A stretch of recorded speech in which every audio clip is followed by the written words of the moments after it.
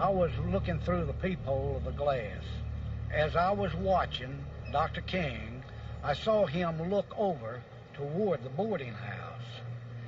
And then whenever he looked back, like he was going to look into the parking area, that's when he come up off of the grating, and that's when he was shot.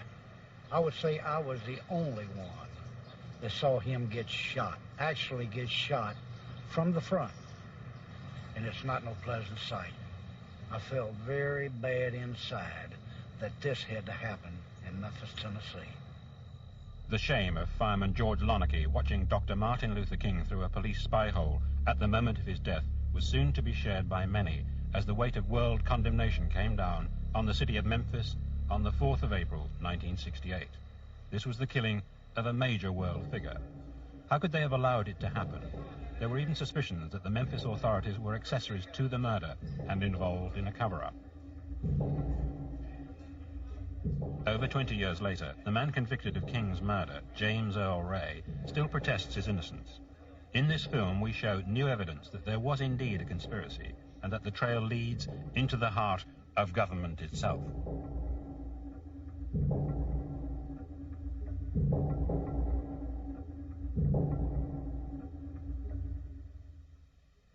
Your position is that you are completely innocent? Yes, sir. I don't have no responsibility for it. I did commit certain, they probably considered criminal offenses, but they were nothing serious. I probably wouldn't have got over 5 or 10 years for them, aggregated. Would you say that those criminal offenses were related to the case? No, most of them are related. See, I escaped from Missouri prison in July 1967 and went to Canada. Most of them are related to that, false driver's license and fictitious names and all that type of thing, and there's nothing really serious. Obviously, an individual had to pull the trigger. I'm not 100% sure if it would be James Earl Ray. I really don't see how that could be the case. It's possible, but I believe there was involvement by James Earl Ray, but what the magnitude of the involvement was, I don't know. I think there were a number of forces. I always say the forces of evil. Who that represented, I really don't know. I would hope that it wouldn't be the government. You see, when there's an assassination, you have to have a lone nut, because a lone nut can kill somebody for no reason. If you admit that 3 or 4 people were involved, or that there was, to use an overworked term, conspiracy, then you have to say, well, the conspiracy had a reason. Well, they don't ever want to face that reason. What was the reason why Kennedy was killed? What was the reason why King was killed? By having a lone nut, you don't have to ask that question. We concluded that James Earl Ray was, in fact, the person who murdered Dr. Martin Luther King. We also felt that, in all probability, there was a conspiracy. However, we were unable to name any conspirators. I still have a dream. It is a dream deeply rooted in the American dream.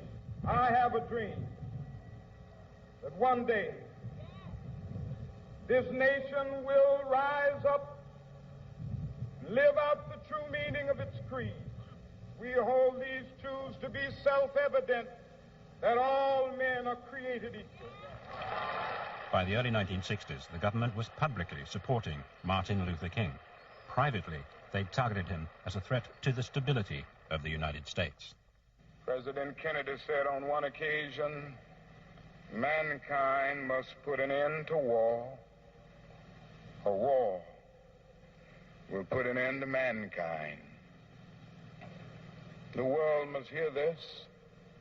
I pray God that America will hear this before it is too late, because today we are fighting a war. I'm convinced that it is one of the most unjust wars that has ever been fought in the history of the world.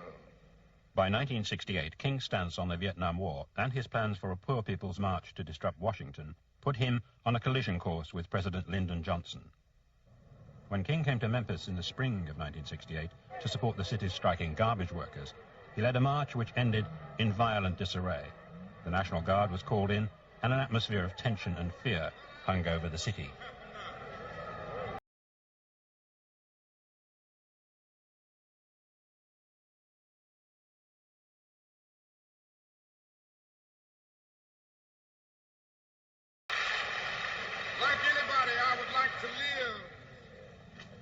a long life, longevity, has its place. Memphis police report they have just confirmed that Reverend Martin Luther King has been shot. Police have sent in several units to the scene and reportedly were chasing a young white male in connection with the shooting incident. 2 months later, after leaving a trail of false identities, small-time crook James Earl Ray was arrested at Heathrow Airport in London. He was brought back to the States and sentenced to 99 years after pleading guilty to King's murder. With a trial that lasted only 2.5 hours, suspicions were raised. Was the verdict rushed through to cover up a conspiracy? I don't give a continental damn whether there was a conspiracy. Well, Mr. Foreman, did you ever ask your client whether he was a part of a conspiracy, whether he'd been hired?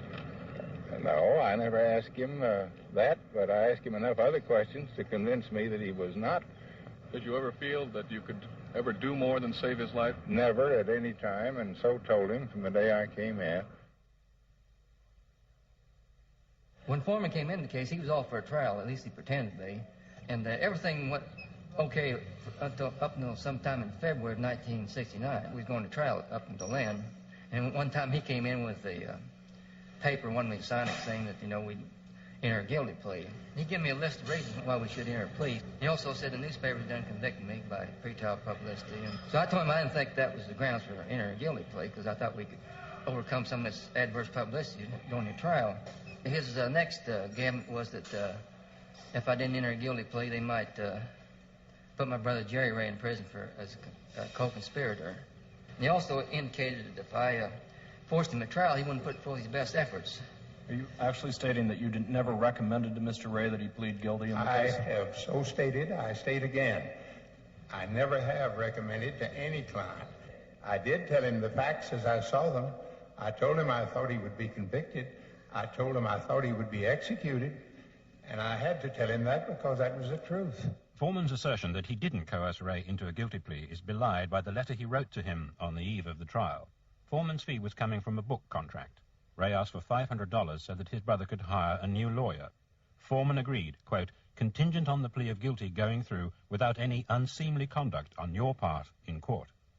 So Mr. Foreman came to see me, and we discussed it, and I told him that I would, as in every case, where appropriate, accept a guilty plea on the basis of a 99-year sentence.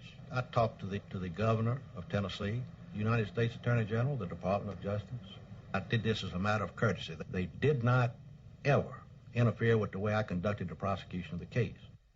It's only recently become apparent that there was a conflict of interest in the court's appointment of Hugh Stanton Sr. to assist Ray's lawyer, Percy Foreman, in Ray's defense. Stanton had also acted as lawyer for the state's chief witness against Ray, Charles Stevens. Did you ever consider that Hugh Stanton was in a conflict of interest because he had also represented Charlie Stevens? Was that ever considered? No, as a matter of fact, I believe you're right that Mr. Stanton did. Well, I believe Mr. Stevens finally got somebody else. I don't know, but no, we didn't consider it any. You're telling me something that if that's a fact, I had forgotten it. But whatever it was, nothing came up to bother us about it. Dr. Bill Pepper is James Earl Ray's current lawyer. As a journalist in 1967, he wrote a major article on the effect of the war on the children of Vietnam, and this brought him into contact with Dr. King. Disturbed by the circumstances surrounding Ray's trial, he's been privately investigating the assassination ever since. I think it's quite clear that the first suggestion of a guilty plea was made by co-counsel Stanton on December 18th, the very day he was appointed. He was appointed co-counsel in the morning, as I recall from the record, and at 2 o'clock that afternoon he was already in the prosecutor's office, having had a quick word with Percy Foreman, suggesting that James Earl Ray should plead guilty and the state should accept that plea. It is also, I think, quite clear that it was around 60 days later when James had the subject broached to him by Percy Foreman at that point in time. The effect of the guilty plea was to prevent the state's case against Ray being scrutinized in public. In our view, that case is seriously flawed.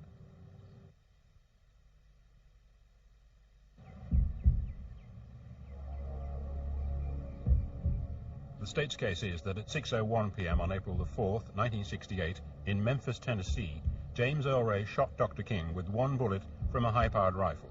King was standing on the balcony of the Lorraine Motel. The state said that Ray fired from the bathroom window of a rooming house 200 feet away.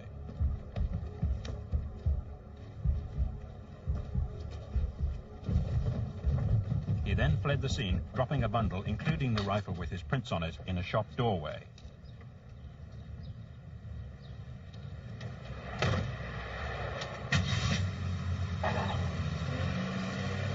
Then he drove off in his white Mustang down Main Street moments before the police arrived.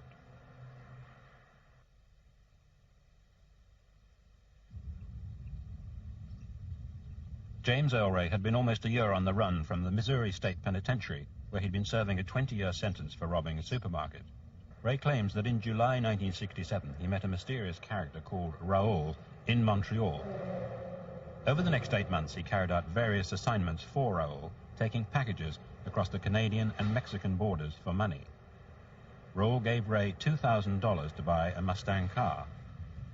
In late March 1968, Ray says that Raoul instructed him to purchase a rifle and bring it to Memphis as a sample for a gun-running deal. Ray says that at 3 p.m. on April the 4th, he rented a room in a flop house on Main Street, as previously agreed with Raoul. Later, Raoul asked Ray to leave while he met up with gun dealers.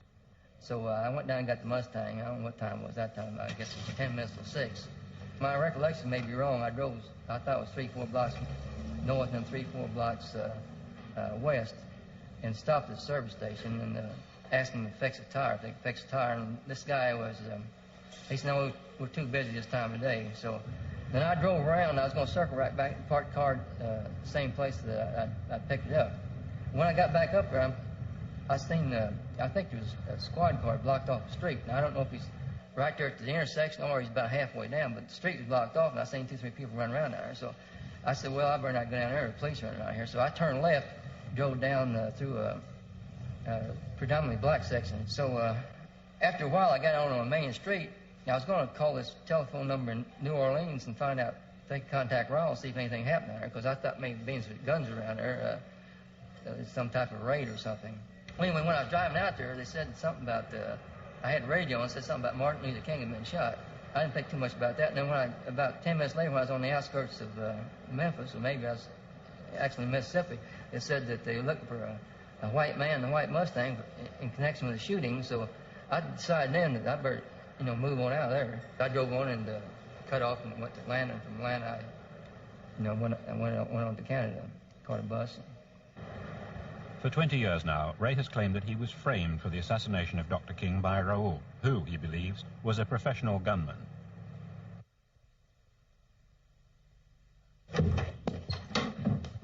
If the assassin had fired the shot from the bathroom window, he would then have had to get out of the bath, put the rifle in its box, run to his room to pick up the bundle,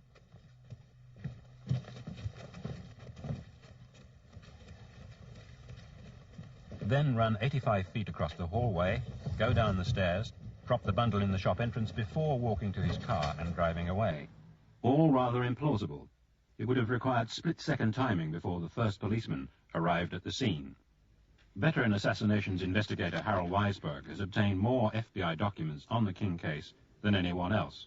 He was one of the first people to cast doubts on the state's case against Ray in his book, Cover Up. That's ridiculous. He's required to have gone to his room in the flop house and picked up the widest collection of junk. Bobby pins. Cans of beer that hadn't been opened. A guy has been a crime like that and he's fleeing for his life. You're going to pick up a couple cans of beer or a bobby pin. The box didn't hold the rifle. He had to put the rifle in that. All sorts of other junk. And a ridiculous collection of it. The one thing that bundle served to do was to point a finger at Ray. We were in the fire station when we heard the shot. One of the first policemen to arrive at the balcony was Sheriff's Deputy Vernon Dollarhite. Officer Maley and I proceeded north on Mulberry to Hewling Street.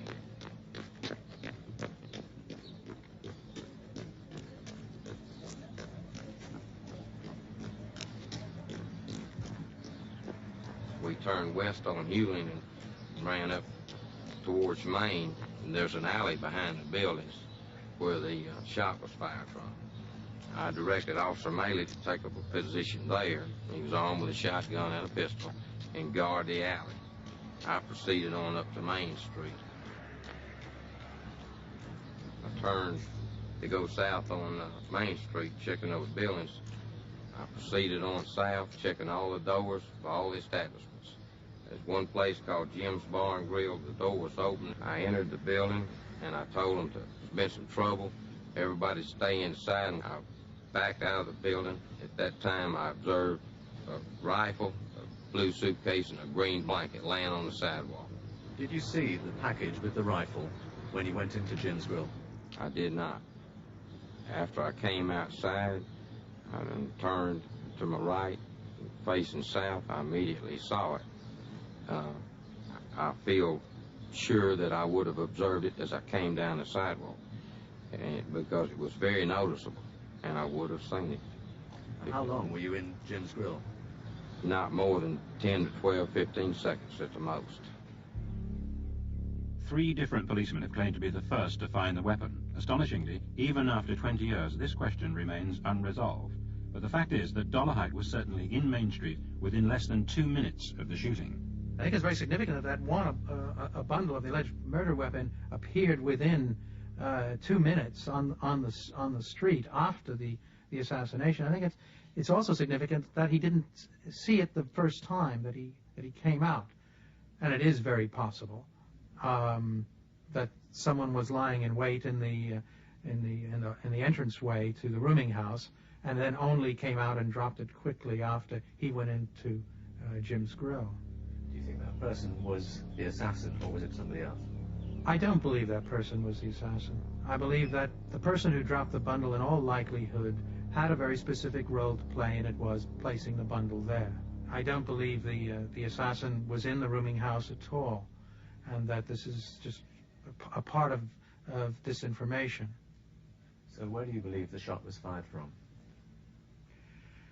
After considering this issue over many years and balancing the variety of factors, I think it's quite likely that the shot was in fact fired from behind the rooming house, under the cover, from within the cover of the brush and the bushes at the rear of the rooming house.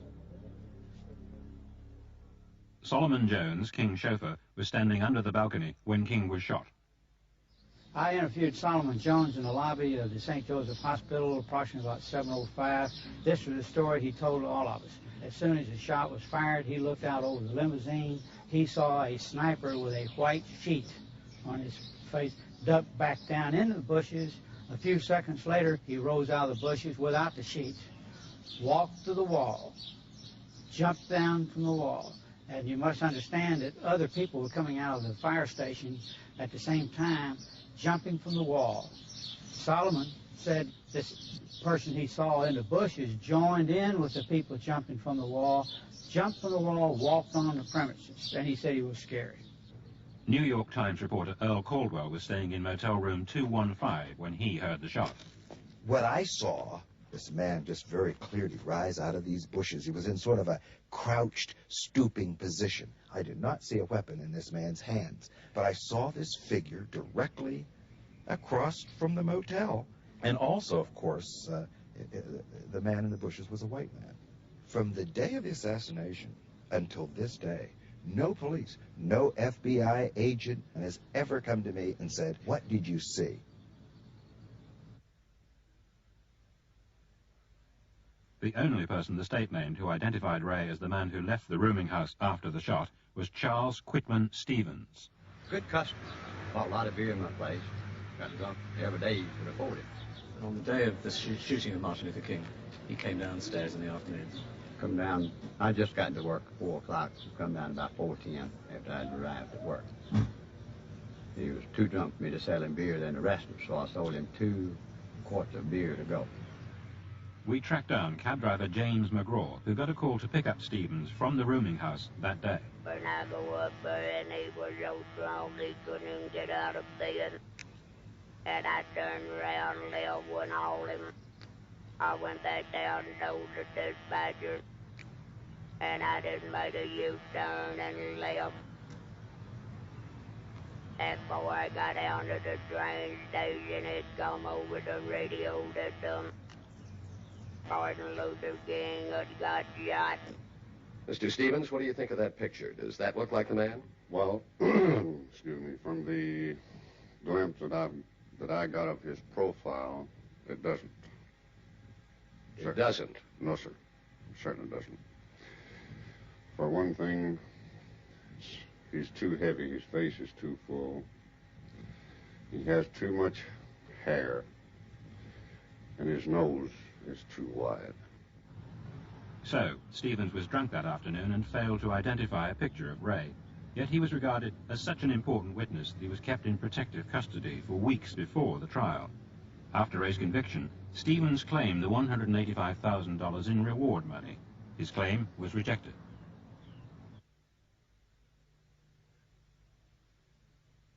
This is the wrapping that was in when it was sent up to the Bureau, a box.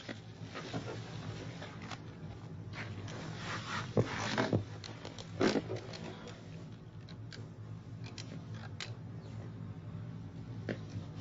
this is the rifle. This is it. What's the make of that? It's a Remington. This is probably the most crucial exhibit in the case.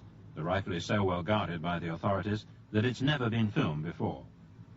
Where's the evidence that this rifle killed Dr. King?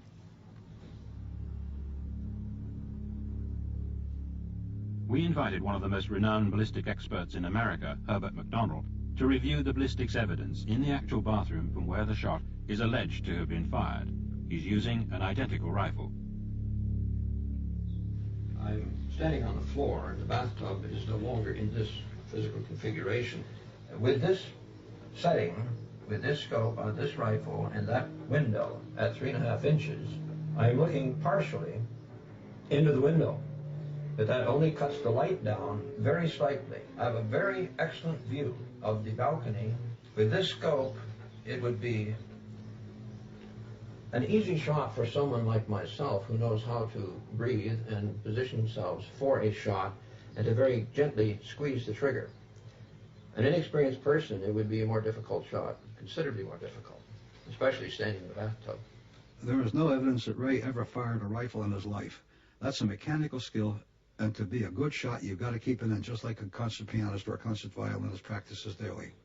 The only piece of physical evidence that appeared to link the rifle to this bathroom was a dent in the windowsill. That is the exact width and length of an indentation that I examined in the windowsill in Memphis in 1974. The dent, therefore, since it has no microscopic characteristics, it has no individual characteristics, and certainly does not reflect either the geometry or any of the microscopic scratches on the barrel. They just would not be reproduced. This dent could never have been made by this weapon. Now, the point about the dent is that it was used to demonstrate as evidence that the rifle was fired from this room. They said there's a dent from the rifle on the windowsill, therefore it was fired from this room. That's ridiculous. That dent does not prove anything. I took several pictures of the bullet, including every land and groove. This is just one of them. I had been told that the bullet was so badly mutilated that identification would be impossible. There is a great amount of lands and groove area for comparison.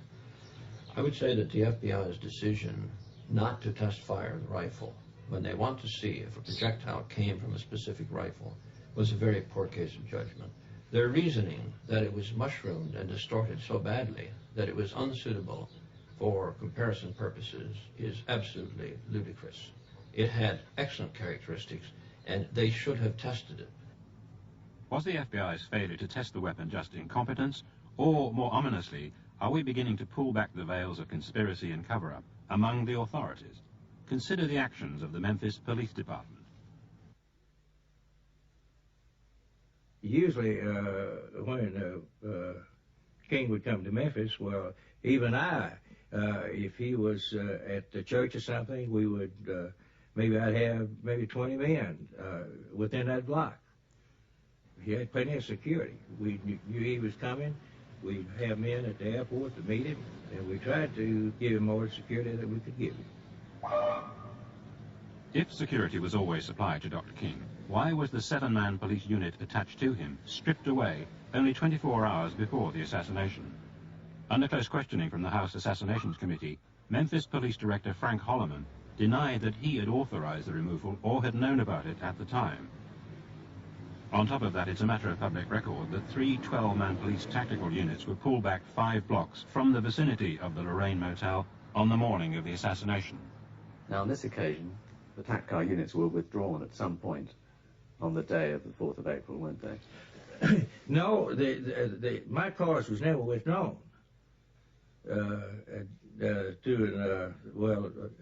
April 4th. No, we still had cars in the area. Wasn't there some suggestion that they were pulled back at the request of one of Dr. King's party, that they were pulled back a number of blocks? No, to my knowledge now, and the only way they'd been pulled back was on my command. Philip Melanson, author of the recent book The Merkin Conspiracy, has made a special study of this issue. I questioned Sam Evans about the withdrawal of the tactical units because this was a very important matter. Evans told me clearly and forcefully that the tactical units were withdrawn at the request of the Reverend Samuel Kiles, a man in King's entourage, and that he, Evans, had received the order, the request from Mr. Kiles, and had acceded to it. And he told me that flatly 2 years ago. Could Melanson's book refresh Sam Evans' memory? No, I didn't pull my men back.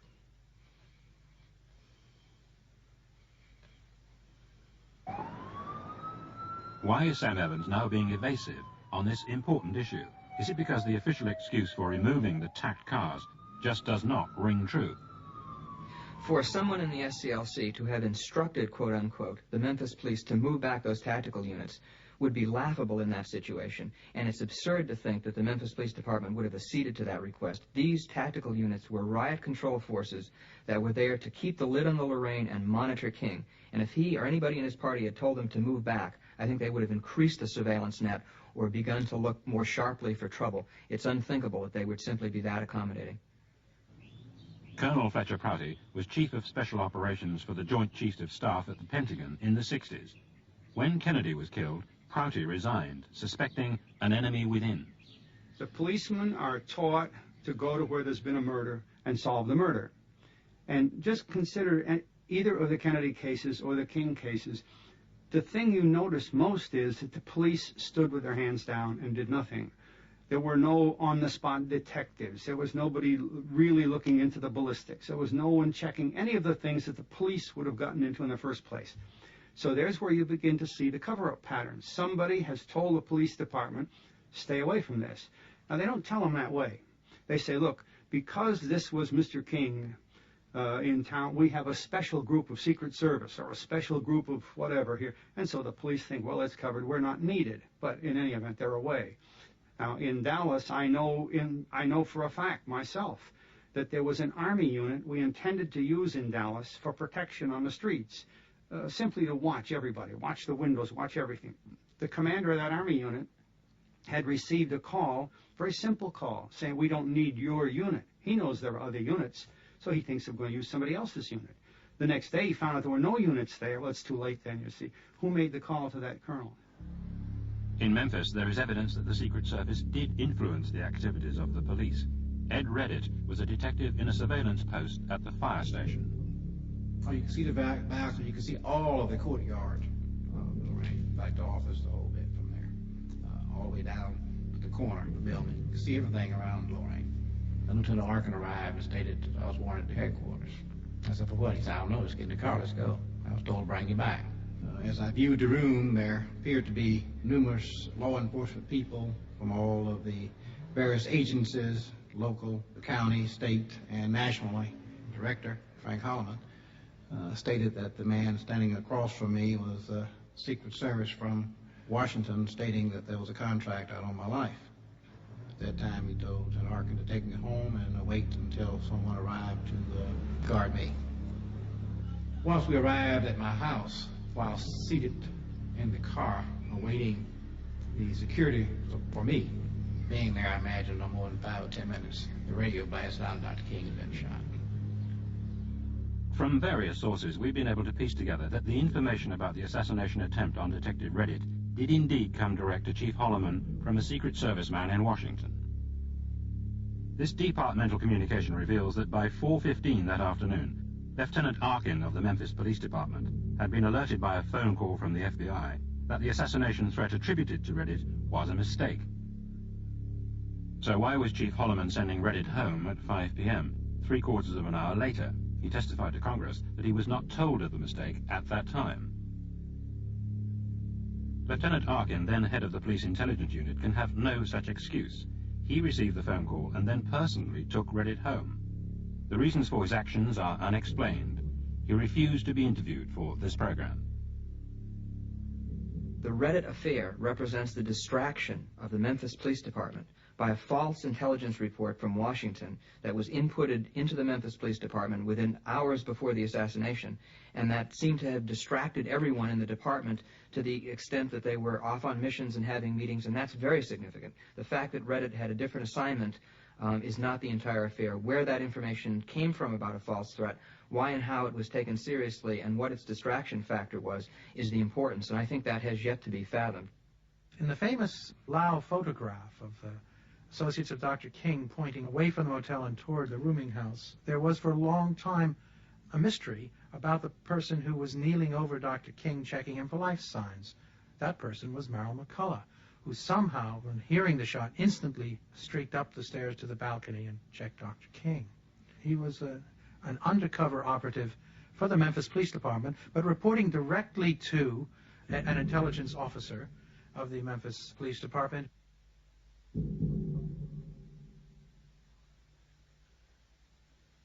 Part of a web of covert action conducted by the security forces in Memphis, Merrill McCullough was just one of the shadowy figures involved.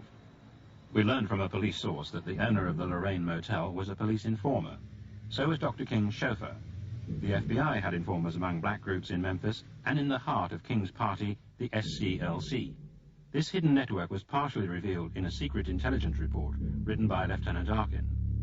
Apart from McCullough, codenamed Max, the report also discloses another agent, as yet unidentified, codenamed Bill.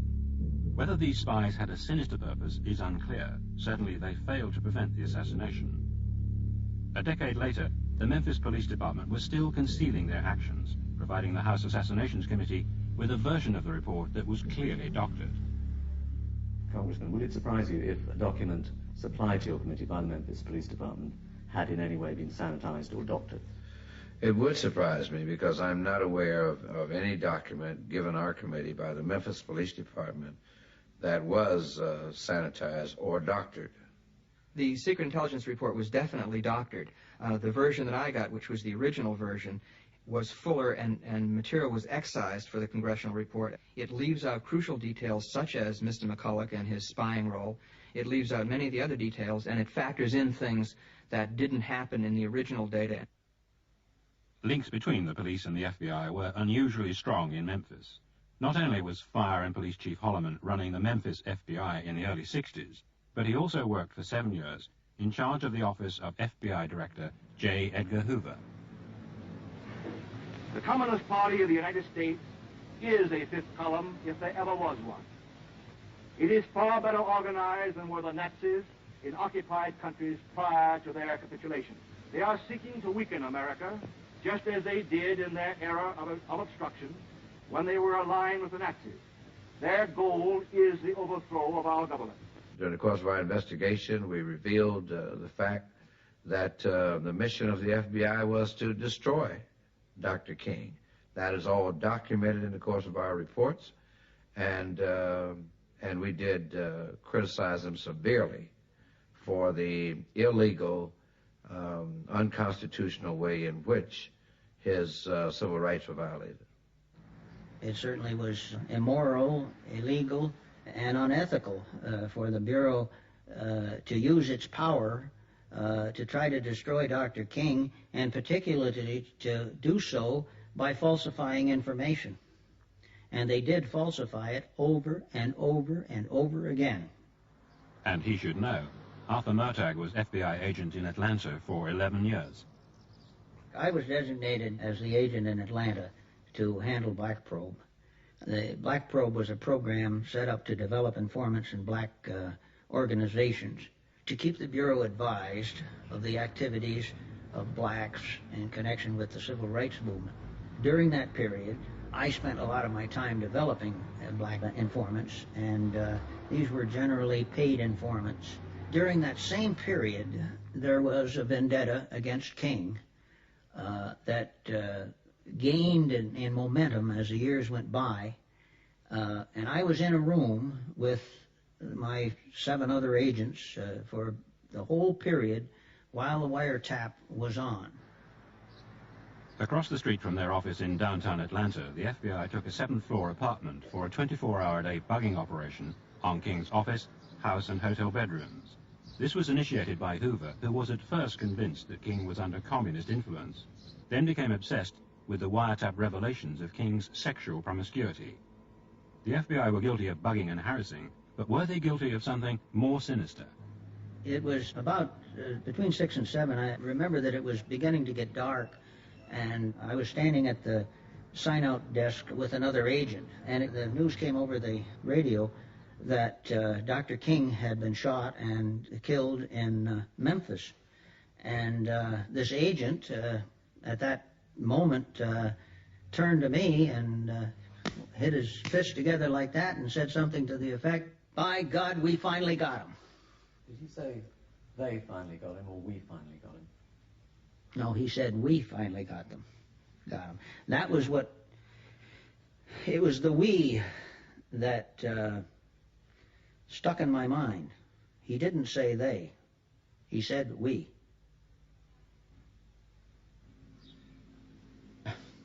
I see the Constitution as a framework which is in the process of development, and it's our job as Americans to constantly embellish the Constitution and build it into a type of system, not necessarily just a document, that will result in equal rights, equal opportunity for all Americans. And I take this very, very seriously. I always have.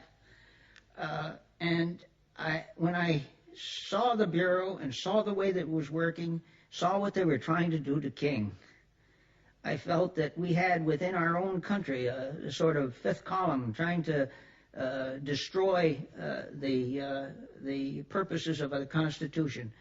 It is not enough to simply say the FBI did it, or retired FBI agents or former FBI agents killed Dr. King. I mean, that has been a view that 10 years ago was certainly much in vogue, but it's much more complicated than that.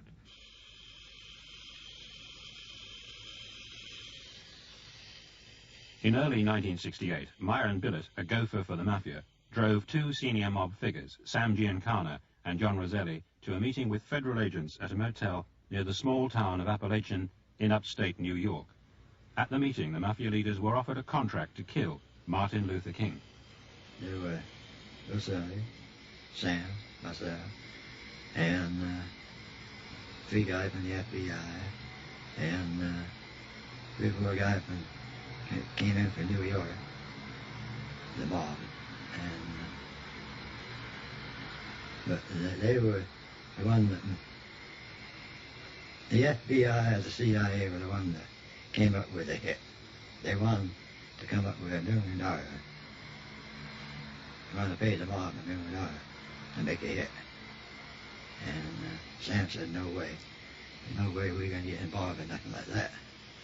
And that was it. So who was it who made the suggestion? A CIA man or an FBI man? CIA man. Myron Billett is a dying man. We think it unlikely that he would tell such a story now if it weren't true. And it's documented fact that Roselli and Giancana were contracted by the CIA to kill Castro. If they rejected the CIA's offer on King, there is evidence that a contract with local mob figures in Memphis may have been affected. In Memphis, we were aware of several frightened witnesses. Bill Pepper is taking us to see one of them. I found a very fearful man with John. I found him very fearful then, and I find him now increasingly fearful. The first night I saw him, he insisted on our retiring to a room in the back of the garage, general store, and sitting with the lights out.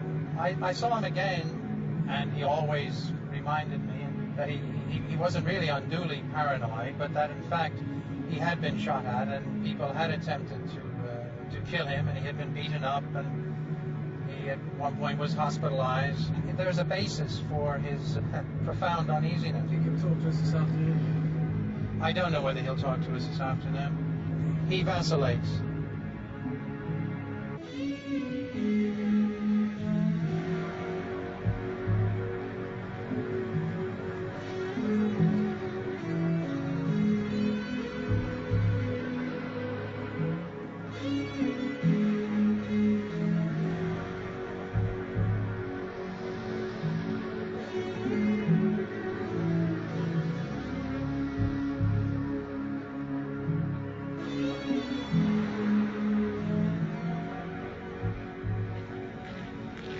Well, we have a very frightened man.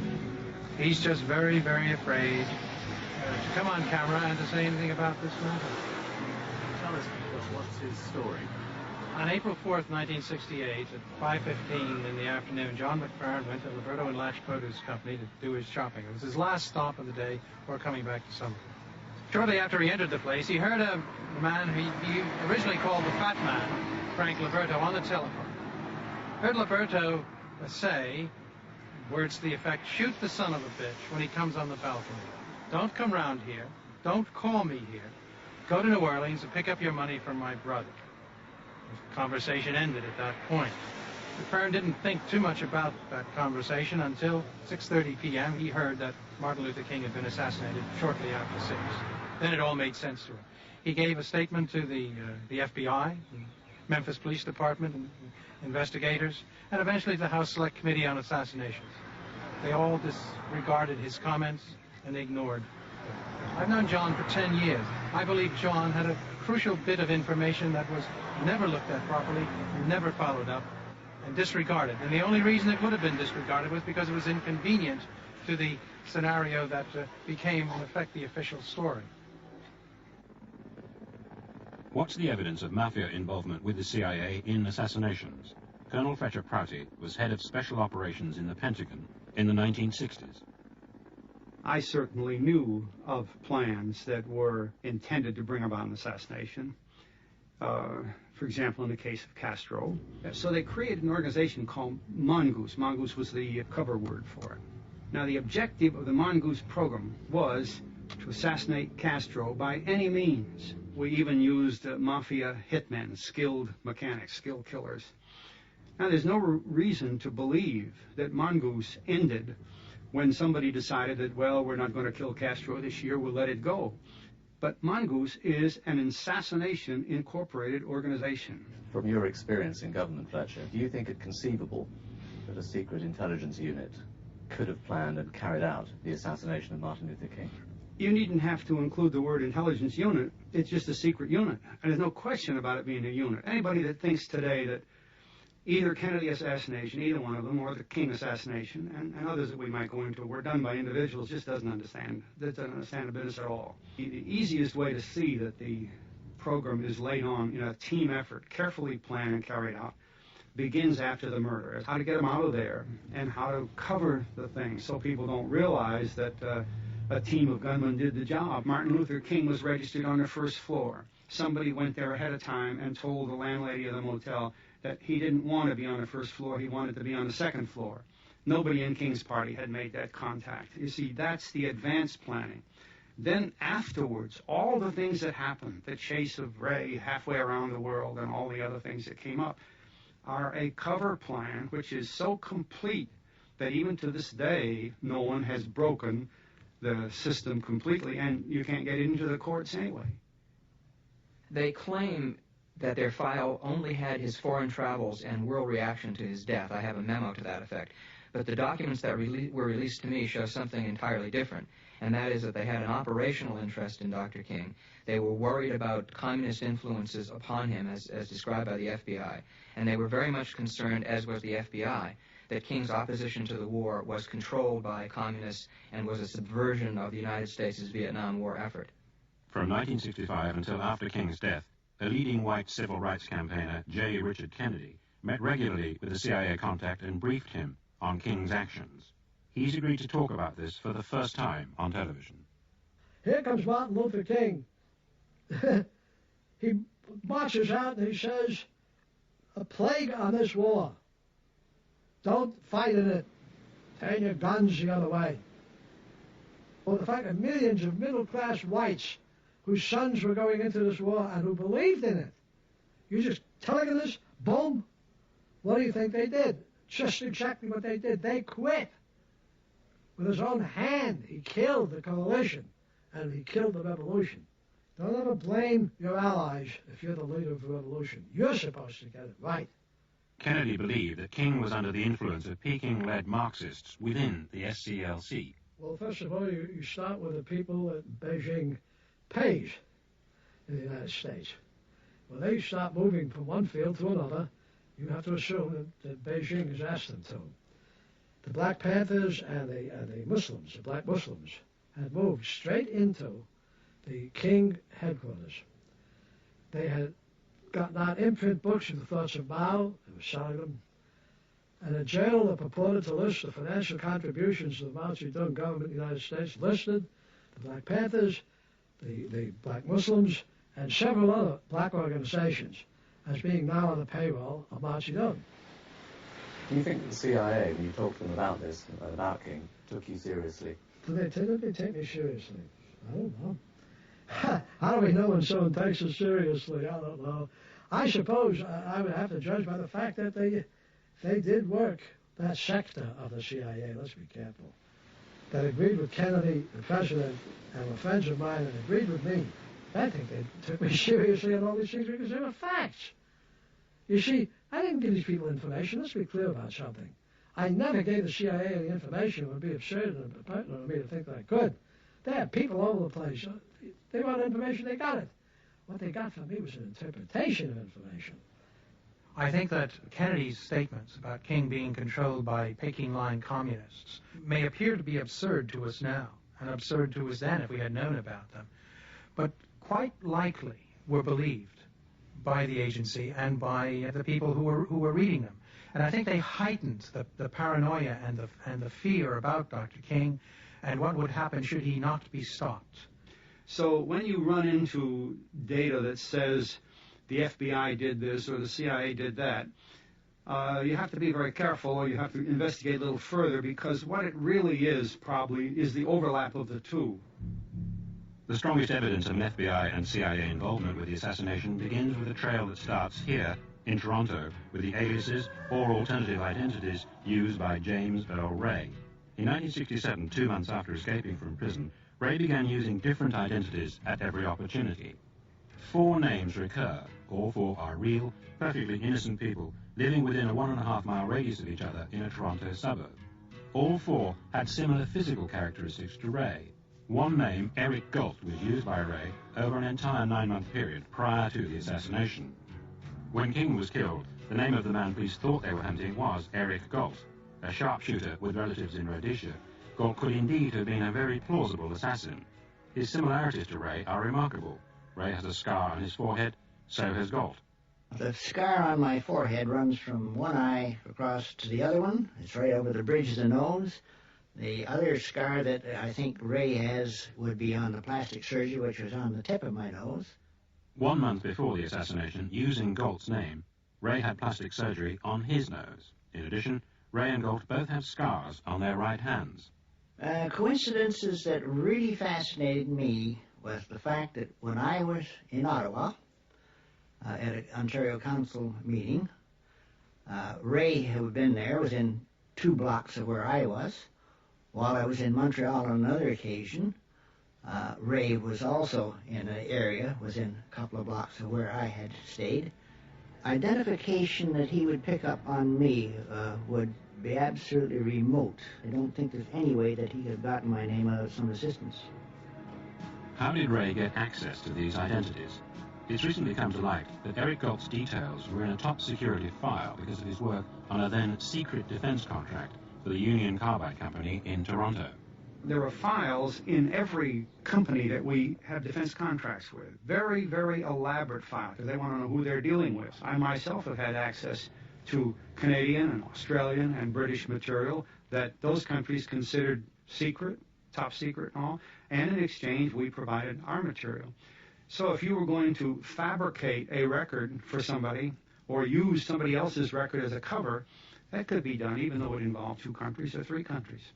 The aliases question is crucial because it was unexplained by official investigations and is obviously central to this case.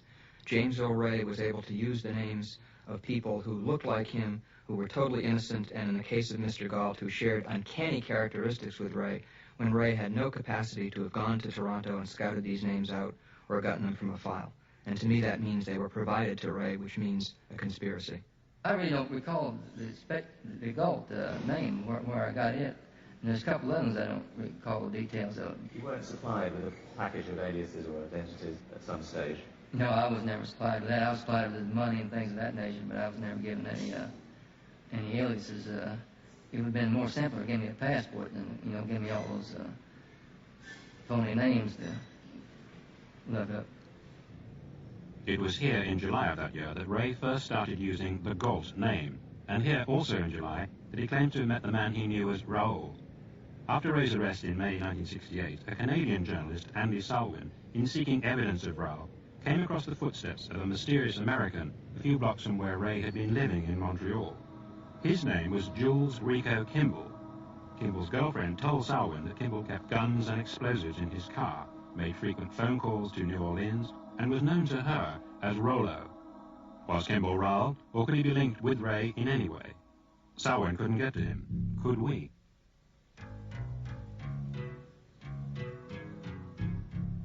So we came to New Orleans, a city frequented by both Jules Rico Kimball and James Earl Ray, where in the 1960s the CIA, the FBI, and the Mafia at times worked together in an unholy alliance. We came here on the trail of Kimball and discovered that a famous district attorney, now a judge, interviewed Kimball as part of his inquiry into the New Orleans connection to the Kennedy assassination.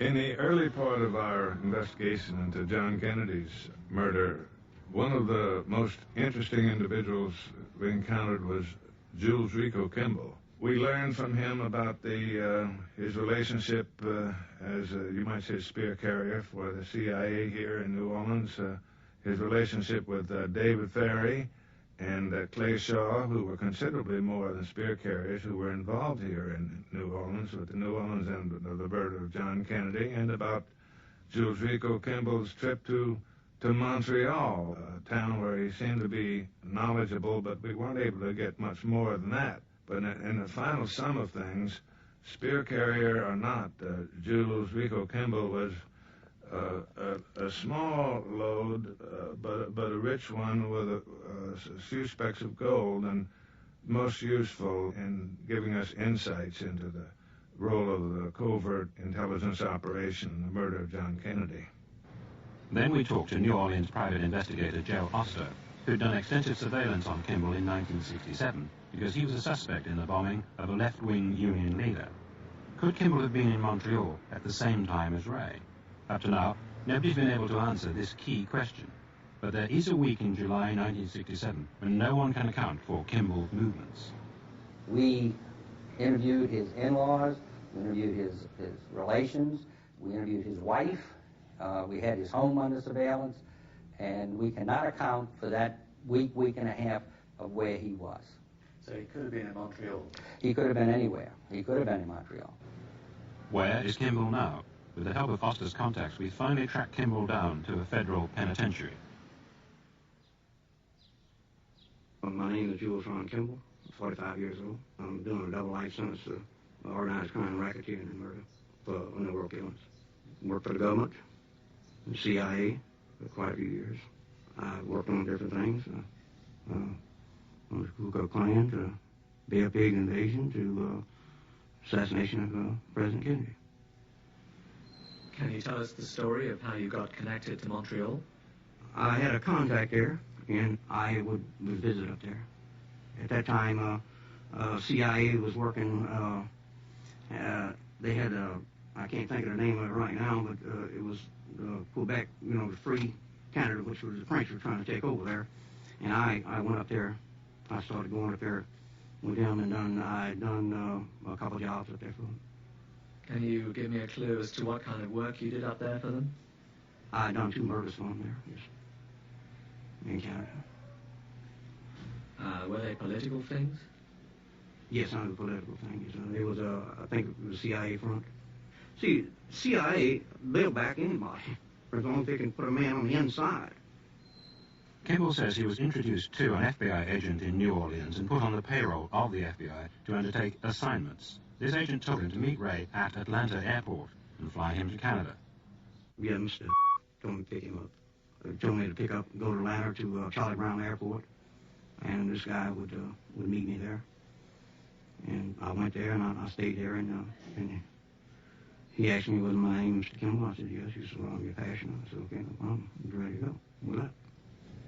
I took him to a place on Mount Royal Street, which is in Montreal itself. And I had a contact there. There was a CIA front in the building. And I got him his fake identification stuff. He would give you a whole makeup, a good one, that would stand any kind of security, that you could travel with it just like if you travel on your own and not even worry about it, It was legitimate. How do you know that this place was a CIA front? Well, back when I first went to Canada, I was given that information. I went there and I gave him a code, and he recognized me. I was told what to say when I got there to him. When it was a business place, and I just went there, and no problem. How did you know that the man you picked up that day later on was James Earl Ray? Through another contact I had, they told me that they were going to use him for a job at the time. So, did you fly him back to America after his visit? No, I didn't, no. No, not him. I flew somebody else back. Now, his story is that he met a man called Raoul. It sounds like that part of Raoul was you. They call me Rico. So would you say that at least for the Canadian part of Ray's story, you were Raoul? Yes, yes. Later in the interview, Kimball claimed that he had assisted Ray after the assassination. Yeah, I flew him from down to Montreal, yes. And turned him over to the people there. Can you clarify that? What did you do after the assassination? What did I do that with James Earl Ray? I told you I flew him to Canada after the assassination. So can I show you a picture of somebody and ask you whether you recognize him, whether you've seen him before? That guy there. No, I don't believe I do.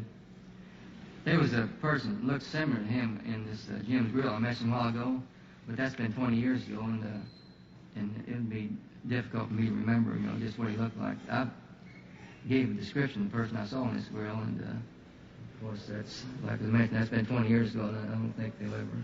His name is Jules Rico Kimball. Yes. Now, he's in prison at the moment. He specifically alleged that he flew you to Canada and assisted you in gaining your identities from a character in Montreal.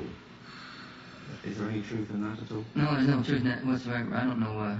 I've never had any contact with him. Possibly I've seen him, but I don't even recall that. And he may be under some type of... Is he in prison now? Well, there's a possibility he's under some type of pressure from the government. And he may know something about the King case, but he's trying to disinformation, things of that nature. Every single statement that he gave us turned out to be true without exception. There was no dissembling.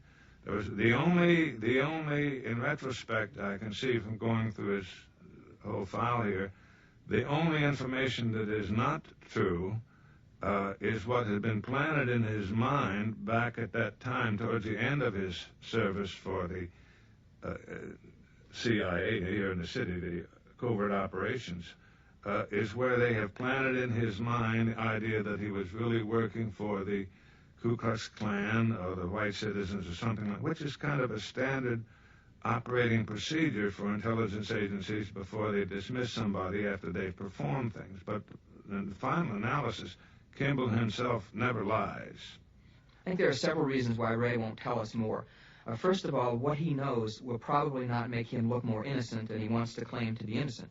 Second of all, I think he was compartmentalized and kept in the dark so that what he knows about the case may only make him look worse and not be able to turn over to law enforcement the identities or position of the conspirators, so it won't help them that much and it won't help him that much. He wants to claim he was framed by Raoul. I think that Raoul does not exist and is a composite in Ray's mind of a series of shadowy figures, a network, if you will, who helped him in this assassination conspiracy. And I believe that some of the characteristics Ray attributes to Raoul are real characteristics of some of these people who associated with Ray and helped him, but there is no one Raoul. He does not want to talk about who the conspirators really might be or how they might have provided him with aliases and couriers. Kimball's statement to us is the first time that anyone has confessed to being part of the conspiracy to kill King, although he says he did not know that was the purpose. In subsequent communications, he's been more insistent about the CIA's central role in the assassination, and further alleged that he flew in 2 snipers to Memphis the week before the killing. Ray, he says, was not the assassin, but a pawn. We believe that the evidence of Ray as the assassin is weak, and that he had a relatively minor role. A House Assassinations Committee investigator told us that if they could have got evidence of a Kimball-Ray connection, it would have been very significant. Surely now is the time to reopen this case.